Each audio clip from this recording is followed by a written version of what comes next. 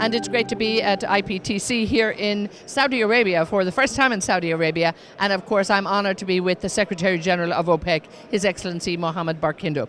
Now, first of all, this is your first interview with me for the new year, so I'm very, very happy about that as well. Bring us up to date and tell me, where do you see the state of the market right now?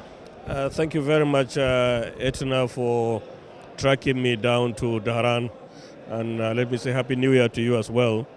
This is my first time at IPTC, and IPTC 2020 has already become a very successful premier event from the number of participation of delegates, number of companies exhibiting, the quality roundtables and panels and lectures that are being given. I think you can see everybody is so happy to be here.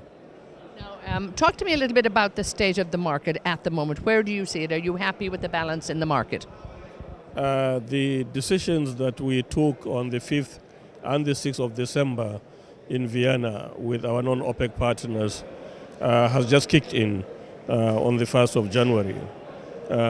We remain confident that the full and timely implementation of the additional 500,000 barrels a day, bringing the total adjustment to 1.7 million barrels a day, including also the voluntary overconformity of the Kingdom of Saudi Arabia of another 400,000 barrels a day, bringing the sum total to 2.1 million barrels a day, will keep the market in check and maintain stability through the first and the second quarter of 2020.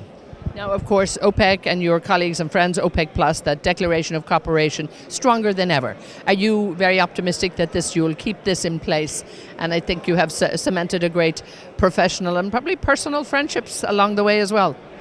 Yes, the declaration of cooperation partners have marked the third year anniversary of the implementation of the DOC, which started 1st of January 2017. And in these 3 years, we have learned quite a lot, very good lessons. The bond between participating countries has become very strong, including, of course, personal friendships across capitals and nations. So we are fairly confident going forward that this partnership has come to stay for the good of OPEC, for the good of OPEC and non-OPEC, as well as consuming countries and the global economy. Now, of course, this is the first time IPTC has come to Saudi Arabia, and here it is really in the oil capital. Saudi Aramco is only up the road. Now, I know you've been talking with the Prince here, you've been talking with the CEO, everybody is here, of course, and they were thrilled that you're with them. How important do you think for Saudi Arabia it is to actually host this event? And now they've just announced they're hosting it again. It's not only very important, but it's also timely, taking into account that they have just conducted their successful IPO, which is the largest and the most successful in history.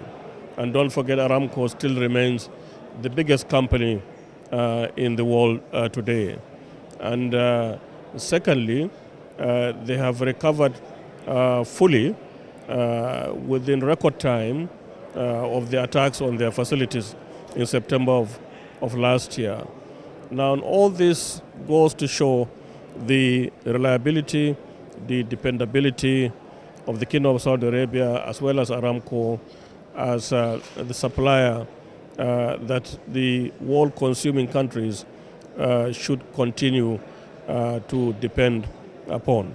They have demonstrated beyond any reasonable doubt that they are a supplier of choice.